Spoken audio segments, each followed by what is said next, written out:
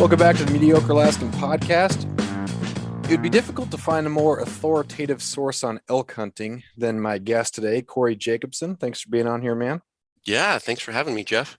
So you are the man behind Elk 101, the University of Elk Hunting online course, Destination Elk on YouTube, and you do the Elk Talk podcast with Randy Newberg. Did I miss anything? I think that covers most of it. If it has the word elk in it, I'm probably involved in some way. So 10 years ago, would you have guessed you'd be in this position? Oh man, no, probably not. 10 years ago, I was building commercial assisted living buildings. I was just starting. Elk 101 was a website at that time. I was doing seminars and stuff, but nothing at the level that it's grown to today, for sure. Wow. So it has grown. There's a lot of stuff out there that you can find about anything, really. And I was talking with someone else about this a couple podcasts ago. Do you think that this is like the golden age of outdoor content, or is it kind of the Wild West? As someone who's been involved in it and kind of seen it grow and been growing with it, where do you think we're at? I really think there's a hunger for education out there right now. And I think, in our industry, in the hunting industry, uh, it's different. People they have an opportunity to learn digitally now, and so much information's online. Whereas for years it was just handed down, from parents to children, or from mentor to learnee. And now anybody has access to all this information. So I really think, we're definitely in a golden time frame for that. I don't know if it's the golden years of education and digital learning for the hunting industry, but there's really no excuse not to go and feel like you have a good platform and a good foundation to start on. Yeah. One of the things I liked about, I watched the Destination Elk stuff, and the moment that I think I liked the best was in the cliffhanger episode when Sam couldn't help you retrieve the elk because he had a test the next day. So as a teacher, I thought that's good parenting right there. Outstanding. Oh man, yeah, and I've got some feedback both ways on that. That man, you got to teach your kid responsibility. That if they do something, they have to follow through and finish it. And man, you did the right thing sending him to school. And man, I guarantee you, he would have much rather went and packed that elk than go and take a math test. That was like the Sure. least thing that was on his list of wanting to do. But yeah, it was shot the elk, and it shot it right before dark, and we knew we had to leave it overnight. And he had a test at school first thing the next morning, and he didn't even know for sure that he had killed the elk. It was the last day of season, so he notched his tag that night. And we were pretty sure that it was right there. We just could hear it moving around in the brush and the rocks below us, and didn't want to take a chance of bumping it. So we backed out, and I went in the next morning and found it about, I don't know, 80 or 100 yards from where we had heard it the night before. And it was, it fallen off the cliff and died right there. And it was not in an easy, just working up an elk by yourself and packing out an elk by yourself is a big enough chore, but the elk fell head first, landed on its antlers, and then its body actually came around on top of its head and antlers, wedged in between two trees at the bottom of a cliff. So it was took a little bit of doing to get it moved around to work it up. Yeah. I've seen that happen with black-tailed deer, and so it just kind of falls back on its head and then twists around. And so when it happened with the elk, I thought, oh my gosh, that's so much more force and oh geez, crazy. But Yeah. I think there are two things that stuck out along with that. One, the value of it, but also, during COVID, I think we got a reminder of things of actual value and things that can't be taken from us. And that sort of father son connection with hunting, like that wasn't something that was, going to be canceled. Like you wasn't going to get shut down or something like that. So I think we, as a society, we're looking for more valuable opportunities and experiences to do real things. And I think that really came out this last year. As a teacher, I saw that with kids who were, when we were at 50% capacity, kids just had office hours on Friday, so they could show up, or they did, but they didn't have to. And so I had a lot of my students who would go out hunting, and then on Monday they would come in and, hey, Mr. Lund, how was the hunt? And so it was just really cool to see things of value. It wasn't just kids that were just going out hunting. It was something that, you know, important. It was something of value. And I think that was huge in this year. Did you see that there was a different attitude? Or do you feel a different attitude with COVID when it came toward hunting? Yeah, I mean, obviously, you look at the numbers, and the numbers support that, applications were way up throughout all the states. More people were buying licenses and getting into hunting. Last year in 2020, I think it was March timeframe when everything hit and things really started getting shut down, towards the end of March, 1st of April. And April is typically one of, if not the slowest month for us for online course membership signups. And we don't spend any money on paid advertising. We don't do any real marketing or anything just because it is so slow that month. And we did 200% the membership signups in April of 2020 than we had done the previous year in April. And I just attribute it 100% to the fact that people were at home. They weren't stressed out about work or thinking about work. They were thinking about elk season and wanting to dive in. And I think, it was supported through a lot of different industries. The online education really spiked in April of 2020. Beyond that, shed hunting and just spending time outdoors, I noticed a huge uptick last spring and through the summer of people just out enjoying the outdoors, which is frustrating. When you're out shed hunting, you want it to yourself, and there's already 3 trucks at the trailhead or something like that. But at the same time, it was good to see where people gravitate to when they have an opportunity to do something outside of just work. Yeah. Yeah. It was, something that we all kind of know as people who like to do stuff outdoors. They're just that rejuvenating, refreshing. I am better at work because my life away from work is better. I'm doing real things. And so now I think a lot of people tuned in. So it's really nice, like you said, to have that refreshing, but also, when people are at your spot or there's more people out, more trucks, it's kind of tough. Being that I live in Southeast Alaska, that doesn't happen a whole lot. And I've hunted in Wyoming. My wife is finishing her PhD at University of Wyoming, and it's crazy just the amount of people that you see, the small spaces of public land that there's multiple trucks at. It is chaos Yeah. comparatively. Yeah. Have you noticed a change in the last 10, 15, 20 years about pressure, or what are some observations that you've made about hunters in the last 10, 15 years? Yeah, I think, there's definitely more pressure in certain areas. And I think that's, Idaho, where I live, we have a set number of non-resident elk and deer tags that we give out each year. So that number hasn't changed for years, whatever it is, 12,500 or something for elk tags.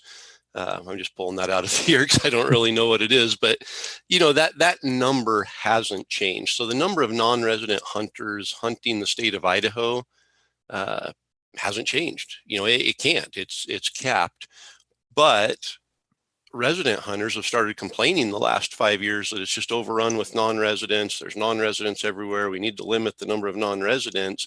And I think what we're seeing is in Idaho, you aren't limited on the places you can hunt. So if you have an elk tag in Idaho, you can choose pretty much any zone and you can go there and hunt. And that cap on non-residents is an overall cap. So we could potentially end up with all 12,500 non-residents hunting the exact same zone because there's not a zone cap. So I think in certain areas, we were seeing a huge just uptick in non-residents and a concentration of non-residents in that area.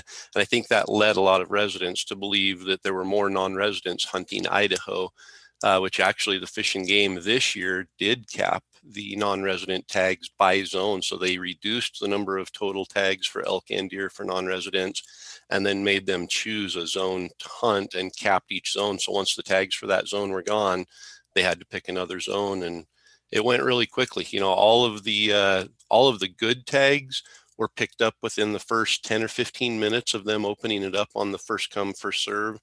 And from there, people scrambled to pick up a less than ideal tag. And, there's still a handful left, but they're in areas that I wouldn't send somebody that I didn't like to go and look for an elk.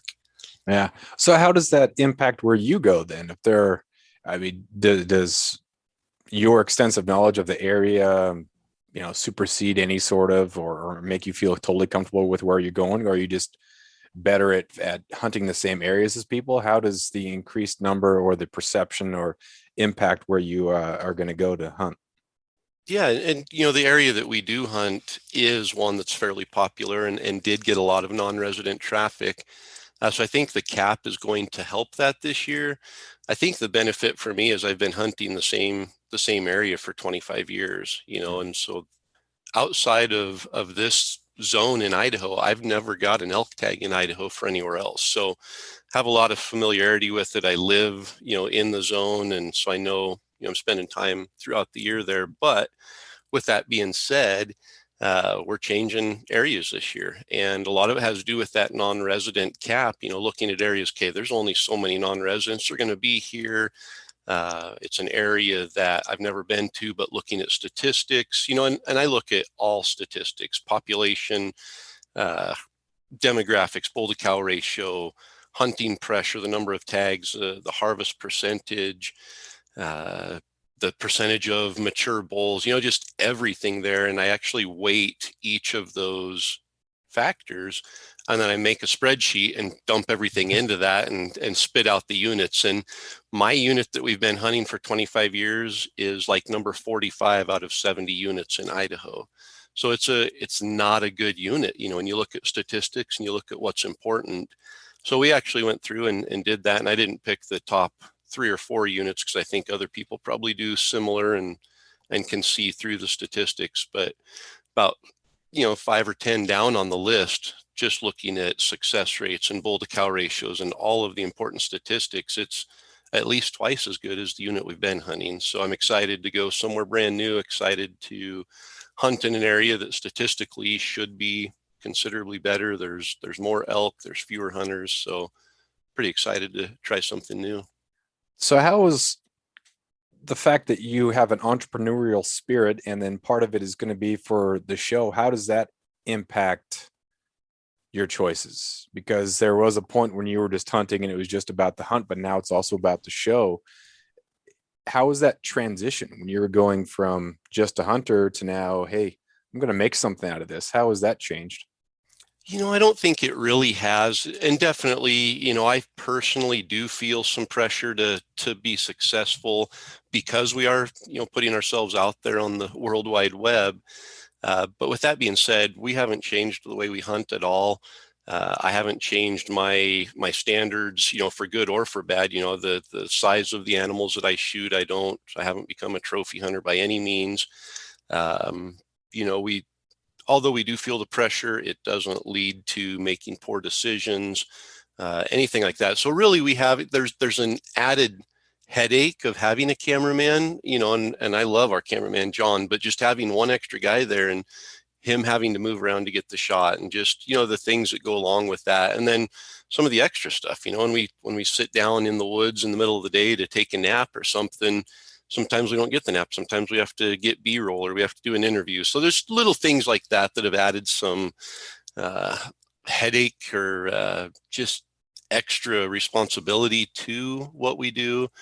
Um, but at the same time, we haven't changed how we hunt, where we hunt. We still go hard. We drag our poor cameraman through some stuff that he probably is less than thrilled to go into.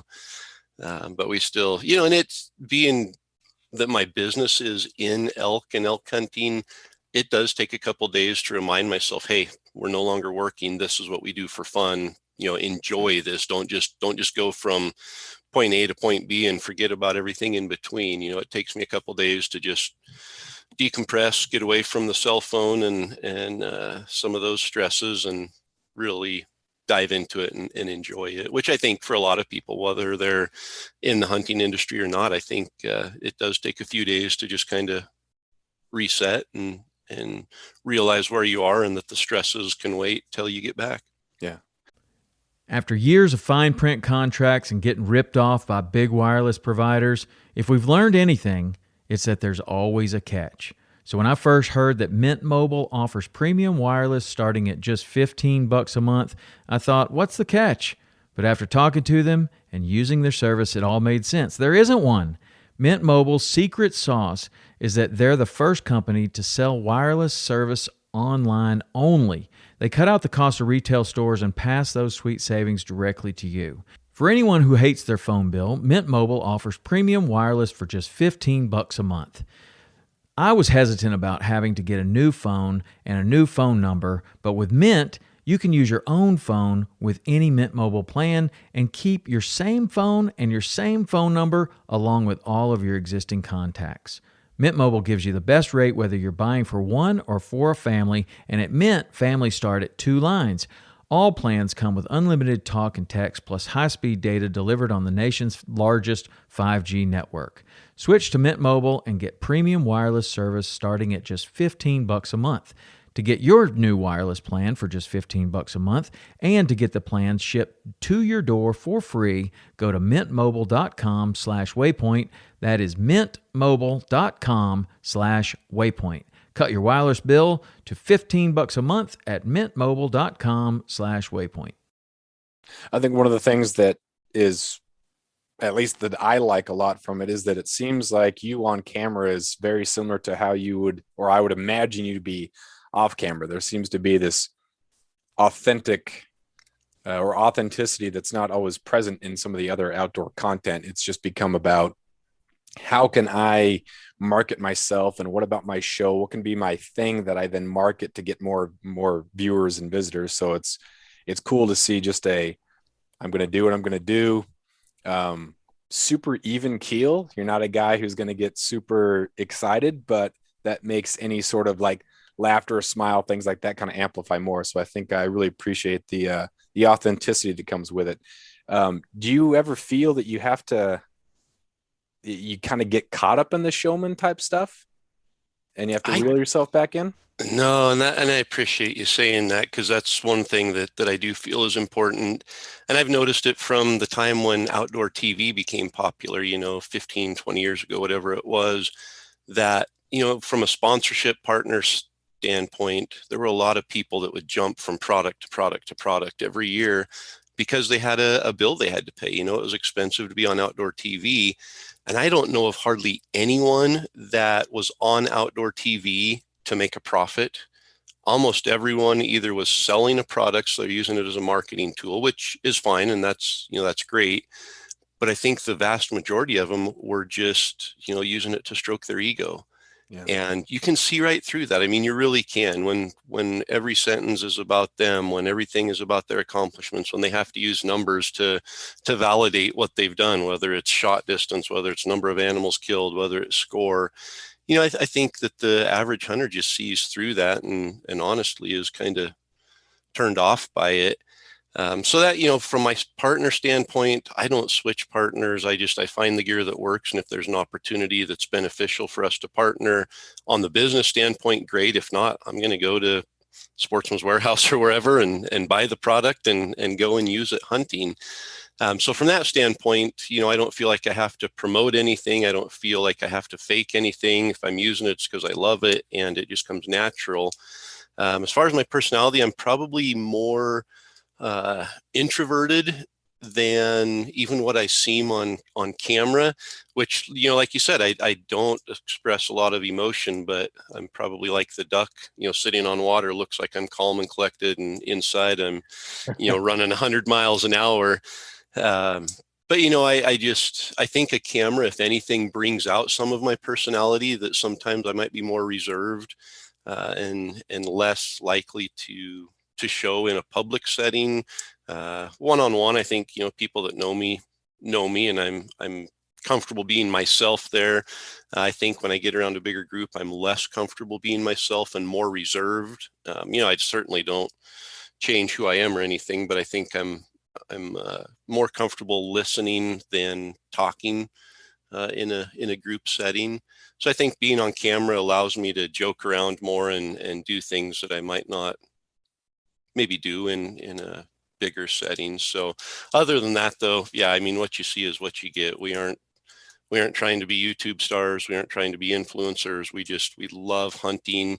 And I think there's a huge benefit to sharing that passion with others to benefit hunting as a whole. And it comes back to what we're talking about, the increase of people out in the woods. Is frustrating, but at the end of the day, it's on us to not limit the number of people out there hunting, but to increase the resources. Mm-hmm. And that's why huge supporter of the Rocky Mountain Elk Foundation, and really any conservation organization that is trying to preserve what we love and expand it. And I really think that with more hunters coming on board, it just gives us more responsibility and more of an opportunity to educate them on the conservation side, but also to be actively involved in conservation and make sure that as Randy Newberg says, make sure the pie grows. Don't cut your piece of pie in half and be frustrated you don't get as big of a piece of pie. Keep your same size pie by making the pie bigger and growing that for everybody. Yeah, I've used that quite a bit. I've listened to him say that so much. It's so true. Rather than fighting over the last little piece, so important there. So if you are a bit of an introvert, there had to have been some difficult in the transition from Corey, just the hunter, to the content maker. Like, was there times where you thought, I'm not, who am I to be making this content? Who am I to be, like, is anyone going to watch this? Is anybody listen to me? Were there times of doubt where you thought, I'm not going to do this, or I'm going to quit doing this? Every day from the beginning until an hour ago today. It's I just, for me, there's not an end point. It's not like, I'm going to stop when I get 100,000 subscribers on YouTube, or I'm going to stop when I get 200,000 followers on Instagram. That's not the goal at all. The goal is simply sharing my experiences and my passion for elk and elk hunting in a way that hopefully will benefit one other person. And so when I look at where we started, I can remember when we got our 1000th view on elk101.com. When we started the website and we hit, on Google Analytics, it showed all-time year to date, we've had 1,000 visitors on the website. And I just thought, holy smokes, there's a lot of elk hunters out there. If 1,000 people are coming to my little website where I just post some, little bit, basically seminar type information, and it was all in writing back then. And so that was exciting. That was kind of a motivation that if there are this many people who are looking for this information on the internet, what can we do? How many people can we reach? And that led us to starting the gear store so that we had an income. That was our income to start with. We were putting out all this content. The only way we capitalized on it financially was having a gear store, and we didn't promote it. It wasn't a hard sell. It was just, hey, here's the gear I use, and if you want to buy it, great. It's just evolved so much. Just the platform, the digital platform has evolved so much. We did the print magazine for 4 years and loved that. Loved sharing with the stories that people would send in and seeing their success and feeling like we were a small part of that just because we got to share it and put it in a magazine. But then realizing also that print was kind of, there's a place for it, but it's a very niche market inside a niche industry. And, realizing that long term it wasn't sustainable from a business perspective. And it just all worked out that with the digital platform with Elk 101, we're able to take the information that we're providing in the magazine and turn it digitally, and came up with the idea for the online course. And now seeing just our timing with that, I don't know that there was really anything online course related in the hunting industry 5 years ago, and to see the growth not only that we've seen but that the whole industry is seeing right now. I think we're in the beginning phases of it, and to see not only the platforms and the opportunity we have to share that content digitally and immediately on a worldwide platform, but the hunger that people have to want to learn, the number of people who aren't satisfied with average, that want to take whatever they're doing to the next level and are serious and dedicated in finding a resource to do that. Yeah.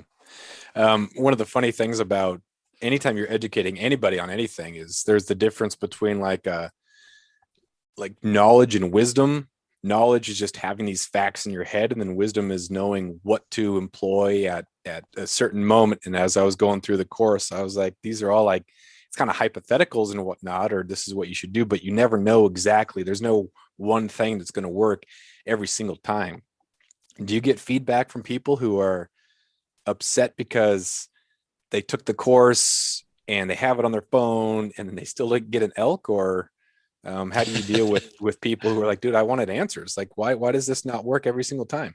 Yeah, and I think in the course I try to explain that hey, I could teach you how to do something. I could share a step by step. This is what you do at this exact moment. This is how you handle the situation. But what I try to teach and what I try to relay is why that's happening. Not how to do it, but why is it happening? And if you can understand why, you can implement the solution in a lot of different situations. And so I think it's more important to understand, if an elk is not responding to your bugle, there's a reason. Why is that? Is it because it's not during the rut and they aren't communicating, they aren't as vocal? Is it because there's pressure from other hunters? Is it because there's pressure from predators? Is it because they just smelled you? There's a reason, and understanding that reason will help you decide what the next step in the solution is. If an elk is hanging up, you've got a bull bugling, he's screaming his head off, but he won't come in that last 100 yards. There's a reason. I mean, they're going to come right into your lap because that's why they're responding. They're responding to a challenge bugle. They're coming in. They want to get eyes on the other bull and potentially steal his cows, potentially engage in a fight.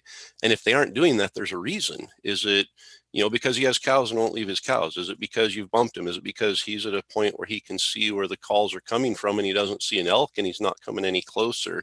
Is it because it's too thick and he doesn't feel protected when he comes in that last 100 yard? There's always a reason. So I try to break those down into not what you should do here, but how or why the elk is doing what he's doing. And once you can understand that, you can make a decision really easily. Even somebody who's inexperienced, if they can understand what's going on, they can make the next step a lot easier. But we don't, I was just telling somebody yesterday, we have over 25,000 members.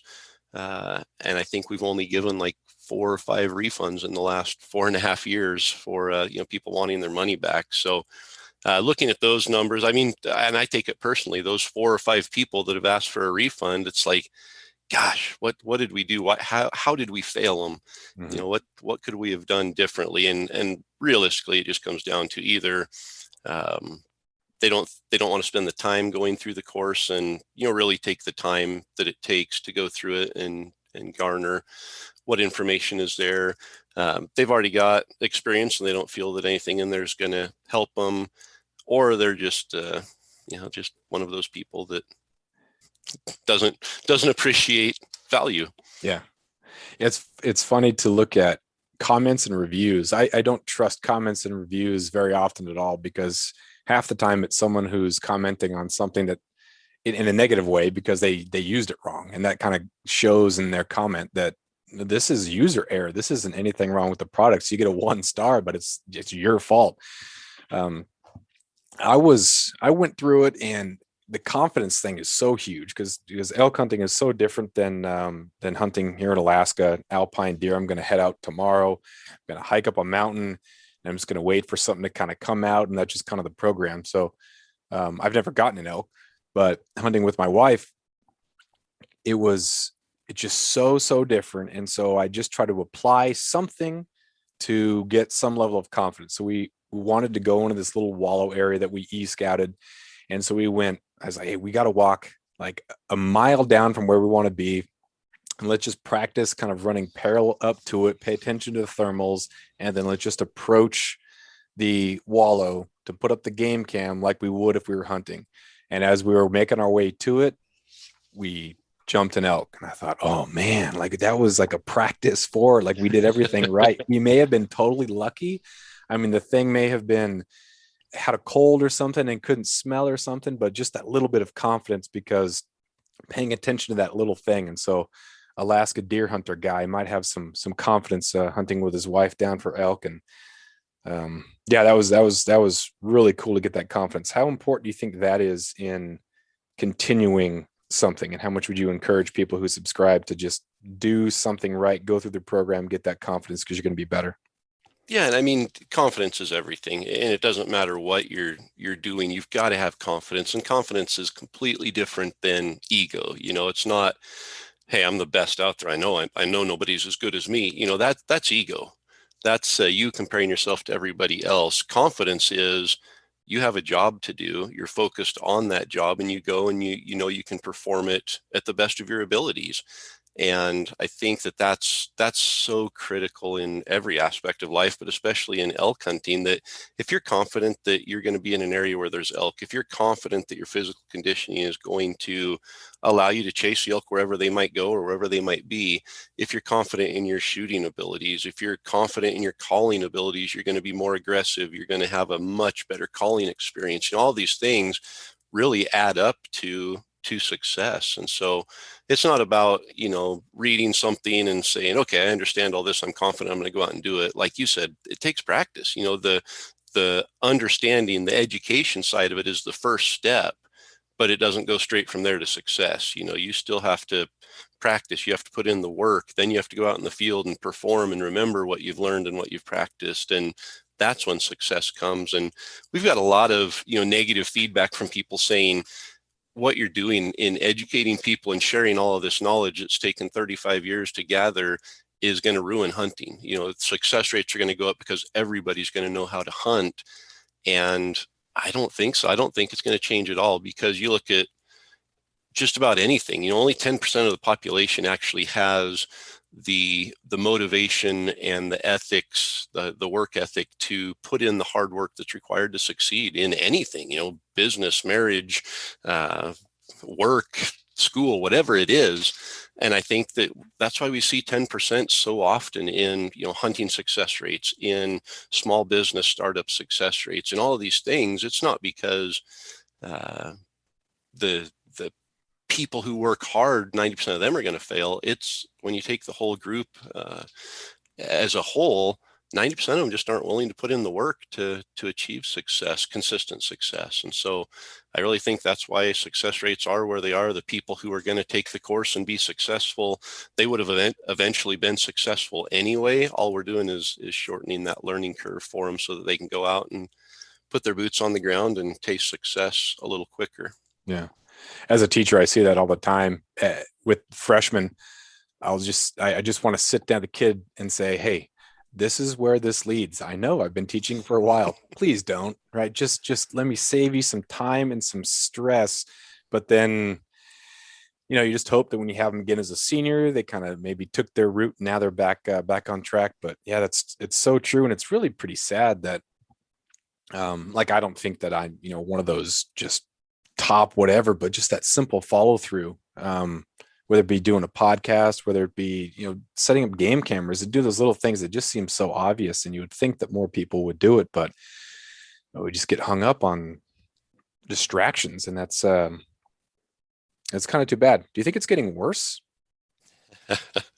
So I was going to say, I admire you for being a high school teacher, because I have 3 teenagers, and I couldn't imagine having a classroom of 20 of them multiple times a day and, seeing hundreds of teenagers, because it's so frustrating. You just want to grab them and shake them and say, I've been there, I've experienced this, just trust me.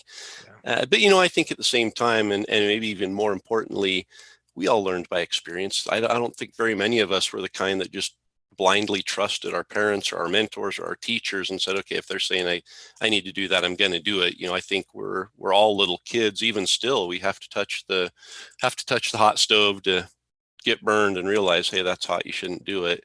I think it's in the application of the lesson at that point that's so important, learning from that mistake and applying a solution that's going to help you not fail next time but succeed is important. And I really think having 3 teenagers, I coach high school basketball, involved with youth on a lot of different levels.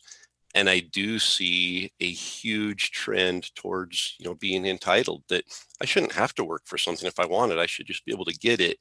And seeing that, in athletics, you see it. There's just a huge separation. The kids that are serious now are 100% committed, and the ones that aren't, unfortunately, just don't get an opportunity because they fall behind in schoolwork. Just looking at the effort that some of these kids are putting into their grades, it's like, you know what? It's not a matter of being smart. Yes, some people have to work a lot harder than others, but an A is achievable by anyone in any class. It's just a matter of, hey, are you willing to sit down and dedicate time and be committed to this? Or would you rather go out and do something else, whether it's a distraction, whether it's just a passion, whether it's an addiction, whatever it is. If you aren't willing to make these things important and priorities in your life, you're just not going to achieve them. And I do see a lot more of that where there's not a clear direction of priorities in some of these youth, and it's really sad to see their potential that's just sitting there wasting. Yeah. There's a difference between being a hard worker and someone who just works hard at things they like to do. Yeah. Because that doesn't mean that you're a hard worker. You don't value school if you don't put forth the effort. Right. And that's just, it's so hard to see that. And with the sports, I coach basketball, boys and girls, and it's hard to see that commitment. You need to be committed, but now it's like a year-round type thing. And so where's that time for the families? When I was growing up, it was during the summer is when you got better. So, we'd go down south as a family, and my brother and I would go to basketball camps, and that was like your individual skill work. And now it's just about getting games and games and games and AAU. And so it was a weird, and as a father, you can speak to this. I'm assuming that how do you stay committed to the team that's going year round versus your kids staying committed to the family and doing family things? Yeah, no. And I mean, family is first for us for sure. But even at that, we have to work so hard to keep that a priority, because there are so many distractions, so many opportunities to, it would be really easy for my wife and I to just focus on ourselves and know that our kids are, finding quality entertainment, whether it's going and playing, on a traveling basketball team or, whatever they're doing, they even going out hunting and fishing on their own can take away from valuable family time. And so we do have to be incredibly just focused on, we've got to make time. And, COVID for us, I know there are a lot of people that struggled through COVID and are still struggling, not necessarily from the physical disease side of it, but, from finances, from opportunity, from anxiety, different things. For our family, COVID was a huge blessing. It brought us together. It canceled sports.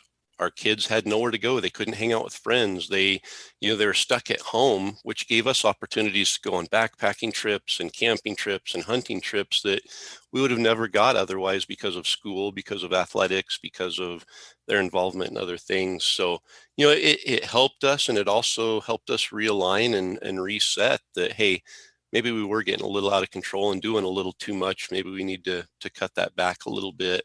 But it's hard, like you said, in athletics. If you aren't playing year round, there's somebody that's getting better than you. And a lot of that, that was a lot of the motivation for us moving from, we used to live in Boise, which is the biggest city in Idaho and one of the fastest growing cities in the nation. And we just saw where it was going, that the experiences that our kids would get in high school there in education and athletics was going to be different than what they'd get in a small town. And so that was a huge motivation for us to move to where we live now, where, the high school is 300 kids or less instead of 4,000 or more, which it would have been in Boise. So they don't have to necessarily participate year round. But even here, you see it in the summer. The football coaches and the basketball coaches are competing for the kids' time at, who's putting in their time. And are you really dedicated to basketball if you're going to football workouts in the morning? And, there's definitely that balance, even in a small town. So it's hard to find what's the right balance there. Yeah. I felt that it was a little bit, I don't know, damaging, or I don't know what it was, but when people would say that COVID was good in a certain way, blessing in disguise, whatever, because it made them be parents or they got close with their family, and so many people would jump on and just say that you're tone deaf or this or that, but it's really unfortunate. But things were definitely different for other people, and you were able to prioritize. And so if you're not caught up in the stats that are coming from the media, you can just look at, okay, how did I treat the people that I'm around? and how did the community come together. And I had some of my students who they would go hunt during the weekend, and they just wanted to share that much more. And so it just made me so happy to be in a community that values that. And then I grew up on Prince of Wales Island, where there was 16 kids in my graduating class. And now Ketchikan has 450 or so, 500. So it's a nice school. It's good size, but it's still got that smallness that just makes it a very healthy place to be. And it's nice that the hunting is part of it. And there's some, year-round basketball stuff, but for the most part, kids can make a living during the summer and when there's cruise ships around. But fishing, things like that, and it's just that rural life, I think, is going to be, I don't want to say invaded, but I think that's going to be a very desired place for people to go. Oh, and we're seeing it. I don't know. Alaska might be shielded from it a little bit, but we're seeing it here in our small town. California, Washington, places like that. People are exiting it. There's a huge mass exodus of people leaving that. A, because a lot of them can work remotely now. B, because they realized during COVID that being in a big city was a disadvantage instead of the rural lifestyle and what that brings. And I saw it when we moved just from Boise, and we just came 2 hours north. So it's not like we went back to the backcountry and left technology behind, but just the pace of life, literally within a day or two of moving up here, life slowed down. I mean, it really did. We were able to enjoy things more. We didn't feel like we were continually running and stressed. We were still involved in a lot of the same things. The pace that everybody lives at, the attitude that everybody has, it's different and it's refreshing. And so I think a lot of people are seeing that and recognizing it, and you can't blame them for, wanting to have that. The frustrating part is when they leave a place that they despise, the government, they despise the politics, they despise the way of life, but then they come here to our way of life and they try to change it to suit what fits them, and that's frustrating to see. In California, I mean, I certainly don't try to have a bias towards people from where they live, but it's a different style of life there. And when a bunch of them come to Idaho and, they start complaining about this or complaining about that, or they try to implement certain things, it's like, you left California to get away from all of that. Why are you bringing it even at a smaller scale? Don't come here and try to change things. Come here and fit into the way life is here, because we love it. And that's the reason you moved here. And so, that's frustrating. I can see in the future that even some of the rural places are going to be affected negatively by the growth that we're going to see because of what's happening in the bigger cities. So you've hunted outside of your home state of Idaho. So how does that kind of play in when you become the visitor somewhere else? It's not all that dissimilar when you are now I'm going to hunt Oregon. Or was it in Oregon that you had Washington plates or something like that on the rental or something like that? So how does that play into, I need to bring some different ethics because I don't live here, so I'm going to be a good visitor? You're obviously not moving there, but do you have like some travel hunting ethics to make sure that you represent yourself as a non-resident well? Absolutely. I think, number one is being very aware of the regulations there. And you see it a lot of times, non-residents will come and hunt. They're like, well, I didn't know that. They don't do that in Colorado. Or why do we have to do that here? They don't do it right across the border. So I think that is, vitally important. Beyond that, I think that ethics is ethics. And, if you respect other people, you respect that they have the same opportunity as you to hunt on public land. I think all of that, carries from state to state. And I think, as a non-resident, we have to realize that, as Randy says, again, we're all non-residents in 49 states. Mm-hmm. So we are non-residents way more than we're residents, especially when we start traveling. And we just have to realize, hey, they have a certain way of doing things. And if we go in there and try to change that, we're not going to be very popular for the right reasons.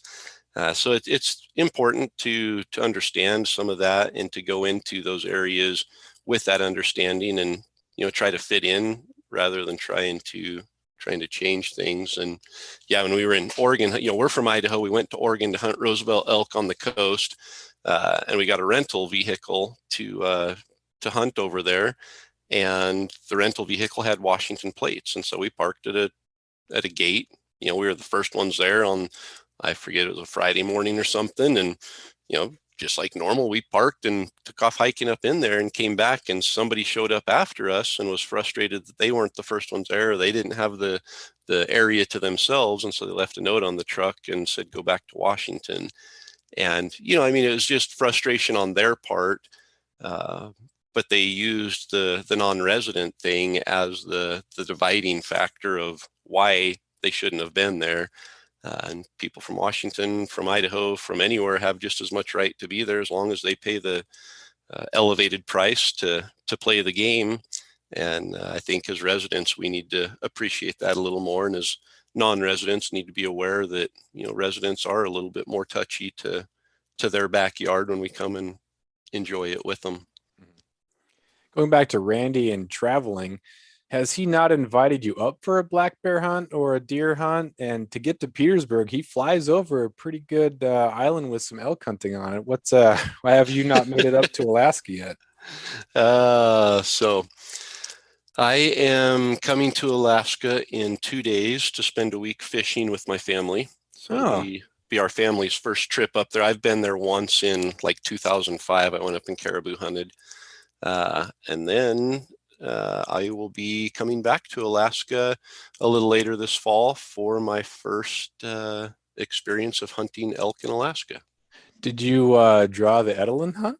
Well, I don't like to share too many details, but I drew an elk hunt in Alaska. Oh, yes. Yeah. You probably got to be careful about. Oh, interesting. Well, that's good. Excellent. Yeah. I hunted the Edelin, gosh, in 2015. I didn't really grow up hunting. I grew up fishing. So it was just always fishing. And we had cross country that went right into basketball. So every weekend from the start of the deer season to the end of it was a sport. And so I didn't do any hunting growing up, but it was my third year of hunting when I drew the Edelin and went there and got flown in, and it was beautiful. It was a great camping trip because typically October it's the worst in Southeast Alaska. We can get up to 30 inches of rain. Weather's terrible, low to mid 40s and rainy, just absolutely miserable. But we had 4 days of beautiful weather, and it's just so thick and so dense. We saw one black bear and that was it, but it was a great camp out. Yeah, there's some other opportunities for elk up north, and I have some buddies who've gone on some of those northern ones. So yeah, it great. seems like there's up here. Yeah, and I honestly had never applied for elk in Alaska. Just with us doing destination elk, I'm always looking for other areas to hunt, and just saw the application deadline was coming up and thought, I've never applied for elk. I don't know anything about it, and so I kind of looked through, and it seems like there's only 5 or 6 areas maybe that have a elk hunting season up there. I think they're all kind of island hunts. You got a Fognac and Raspberry and what was one, Edelin and Zarembo, or I don't know the names of them. I'm probably pronouncing them all wrong, but I just looked and thought, well, which ones fit our time frame the best, which ones have decent draw odds, and we put in and drew the first year. So definitely excited, definitely intimidated, because Alaska is a whole new ball game, from a moisture standpoint, especially, but just the terrain, the elk, the number of elk, the success rates are so incredibly low up there. So we've got our work cut out for us for sure. Yeah. I've had some buddies that have come up and fish, because I always say, hey, come on up, man. It's going to be great. And so they've made it happen, and they always buy a new jacket the first time they come up, and it's water resistant. I'm like, dude, you can get that. Like, if it's not rubber, then it's not going to be waterproof. Like, it's just not going to happen. Like, you can't have waterproof and breathable. It just doesn't work. So you're going to be wet, but it's fun to just see the people in that new environment and making things happen. And it is fun, and it can be annoying, I guess, when you have more people, more crowds, and you feel entitled because they're taking my fish out of Alaska, they're taking my animals. But just that to talk to someone and just see that look in their face the first time they come to Alaska when they really enjoy it. Some people are, well, I thought it'd be bigger fish. I wanted more fish. Like, oh, come on, but just that wonderment, and it makes it, new and fresh for me as a resident, just to see oh man, I live here. This is great. You need to appreciate this more because look at this person they're on a trip of a lifetime to where you live. And so it can be a good reminder of just how good it is to be up here. Absolutely. Yeah. And I think it comes back to that whole, topic of making a bigger pie. We're all frustrated when we see our resources in our backyard going to somebody else. We feel like we're invested in it more than they are. Um, but yeah, once you cross that line and you realize, hey, I'm going to invest in this because I want to share it, whether I want to share it with my children or the next generation or a guy from New York or whatever it is. And honestly, that's been a lot of my motivation for what we do is just once you kind of get that bug, and I think we all go through a phase where we're selfish and some of us come out of it, some of us don't, and that's not saying it's good or bad, but I think once you realize the rewards that come from sharing, from putting work into something that you don't necessarily get the direct reward from, and you recognize the reward comes from somebody else getting a direct reward, it's just life changing. It really is. And the online course, being able to see people become successful, have confidence, and all of that, that's a reward for me. It's not a financial reward. It's not a pat on the back that, oh, I'm a good elk hunter, I taught somebody else how to do it. It's just sharing in their success in a small way. And when we can look across state lines and share in the success of other people who are coming to our state, or when we go to somebody else's state, and know that we've put in the work here that allows somebody else to come here and hunt, and when we go to another state, we can kind of expect the same, that somebody else there has done the work, and we need to be grateful for that. And it's just, I wish there was a bigger swing in that attitude. And there definitely is. There's a lot going on the education front and the conservation front that is helping people recognize that. There's just the hunting industry has a lot of hard-headed people that have done it this way forever and don't see a need to change. Yeah. Well, gosh, I figure I should warn you or prepare you for some of the backlash you're going to get if you just put in for the elk and you already got it. Well, of course you got it because you have a show. So that's that's probably coming, but that's great. Yeah, no, it was, it's not terrible draw odds, but, I think especially for a non-resident coming to Alaska, there's probably not a lot of residents of the lower 48 that have any desire to go up there. And the more research we've done, the less desire I've had, and I have to go up there because it's going to be tough. It's going to be steep, it's going to be wet, it's going to be thick. There's going to be very few elk. There's, bears all over. Just all of these factors that for us, it's going to make it a huge adventure, and a huge challenge. But it's certainly not something I'm going to probably turn around and be like, everybody needs to experience this at some point in their life because it's so amazing. It's probably going to be, dude, I would think twice about putting in for that again. Yeah. Well, it's because we don't have preference points. There's a chance you have the same odds of drawing it as somebody else. Yep. And then you're going to have to deal with the logistical issues. It doesn't matter where you're hunting elk. And actually most hunts, there's going to be the cost of the flight to get there. And then there's going to be either you're going to do a fly out or you're going to take a boat out, and that's just going to really add up. So there's going to be a ton of extra cost. And if you do happen to draw something else that requires a guide, then you're another 15 grand into it. So yeah, it's something, but I think a lot of that stuff is worth doing once if you can afford it, just to kind of see so it doesn't hang over your head and wonder, oh man, I should have done that when I was younger, or I could have, or why did I not do it?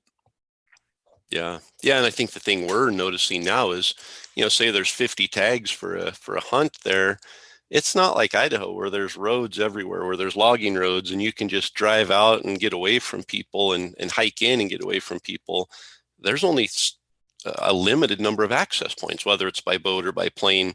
So if you have, 50 people that are all going out on opening day or at the same time, there's going to be a lot of people getting dropped off at the same place. And then you're going to have to really work to put some separation between you. And that's kind of what we're looking at now is, hey, how do we not only find elk, but when we find the elk, find elk that everybody else isn't going to already be looking at. So there's a lot of complexities and challenges for sure, just because of how remote it is. There was the Alaska Blacktail Forum, one of those Facebook places, and a guy said he booked tickets to come up to Alaska, and this was like 2 or 3 weeks ago, and he wanted suggestions for an air taxi to get flown into a spot on Prince of Wales. And so the first comment was, well, there's a difference between if you are non-federally qualified, which means that you're not a rural resident of Alaska, you can't hunt federal land on most of Prince of Wales until the 16th of August. So that was the first shock that this guy had. And then part two was, you don't think that Alaskans also want to do that? Like, you're not the only person who wants to get remote away from people flown into a lake. And so you might get flown into a lake and then a different carrier flew someone else in there. So it's going to be something. Hopefully that guy ends up having success, and it's not a wasted trip, but yeah, it'll be interesting. But yeah, good on you for making it happen. Yeah, I'm excited for the fishing stuff too. That's taking the family up here. That's great. It is. Yeah, we're excited. We're going to miss the King run, the season on it, but hopefully the Reds will still be going good, and maybe even catch a few silvers towards the tail end of it. And we're going to go out and fish for halibut one day. And so, yeah, it'll be a great experience that none of us have really done before. And the weather looks like it's going to be phenomenal. I was looking at, we're going to stay in Soldotna for part of it. And I was looking at the weather for next week there. It's like 73 and sunny for 3 straight days. And so, yeah, we might be getting lucky on weather there. Yeah, Alaska's playground. That's where my wife and I went for our honeymoon. Like, even though really? I live here, like, we went up there, and just I wanted a king salmon on my fly rod. I haven't caught one of those, and just to see the new area. And so we drive down, and tons of people everywhere, and it's kind of chaotic, but it is still Alaska. And there's some great places to eat in Soldotna and that area. So it was a lot of fun. We spent a week up there, and it was great. Cool. Yeah, I might have to pick your brain a little after we jump off the podcast on areas to see there. Yeah, no problem. But well, it's been about an hour anyway, and I got to get packed up because I'm going to head out to my deer opener camp here in a little bit. But really appreciate you being on here. Can you give a little where people can find you, how to sign up for the elk hunting course, and all that good stuff? Yeah. So, I've got a personal Instagram page is probably the best place on the personal side. It's just CoreyJacobsen.elk101. And then on the business side, Elk 101 has a very active Instagram, Facebook page, YouTube channel. We're approaching 100,000 subscribers. I think we're at a little over 98,000. So with another month to elk season, I think we should hit that 100,000 mark on YouTube here in the next month. But and then just the website elk101.com is a great resource. Even if you don't sign up for the online course, there's hundreds and hundreds of elk hunting articles and videos and all sorts of stuff that people can check out. And then if they are interested in learning more about the University of Elk Hunting, there's links there all over the website that'll get them more information and allow them to sign up if they wanted to do that. Great. Thanks, man. I really appreciate it. Likewise. Thanks for having me on, Jeff. Take care.